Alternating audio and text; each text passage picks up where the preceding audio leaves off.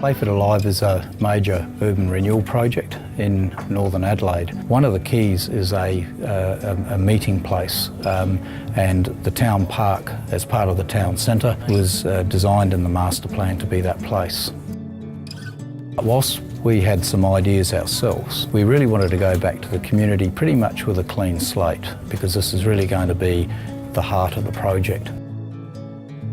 Renewal SA very clearly wanted to engage very broadly in the community, so they recognised that there's cultural diversity within the community. The ways that people approach public space because of their cultural traditions or because of their countries of origin were very different to what the majority of people in Australia might think. The length and the diversity and the extent of the consultation was a meaningful engagement, covering all forms from social media to open days to physically going to meet people.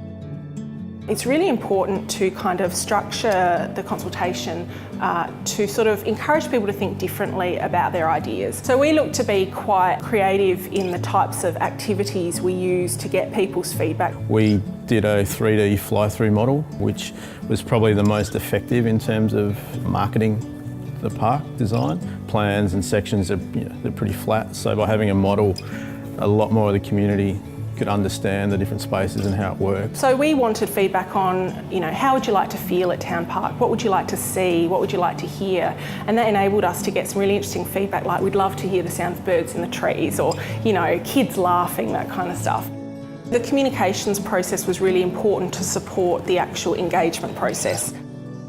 So social media was used extensively in terms of putting out the concept plan and getting that feedback.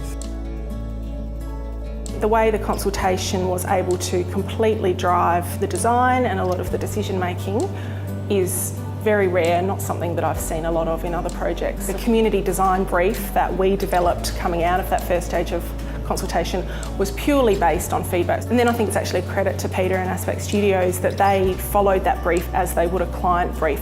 Wherever there's been a discussion about elements or materials, they're always referred back to the community brief, which I think was about 34, 36 principles that we had to provide in the design. I think of only one or two we didn't meet. One big change was the brief called up for the skate park to be focused at skaters, but consultation with the Elizabeth Riders Group, which use an existing skate facility out north, is they're predominantly BMX riders. That changed the specific brief for the skate park. I think because the Elizabeth Riders Group's got such a strong connection to the local community, and they're effectively role models for teaching kids how to skate, how to BMX, and also in terms of leadership values. I think there was a greater respect in terms of including that. At the end of the day, we had a mandate from the community on the design that they all preferred. It's now up to us to deliver and give them what they've asked for. We're really proud to be part of that and to be able to give back to the community, to really give them something that they have ownership of and have asked for. I really think that the process that we did get and the people that came out were able to see their views, preferences, ideas come through in that ultimate plan. Those ideas that came out very early in the process can be seen in the final concept design and very soon will be seen on the ground in Playford Alive.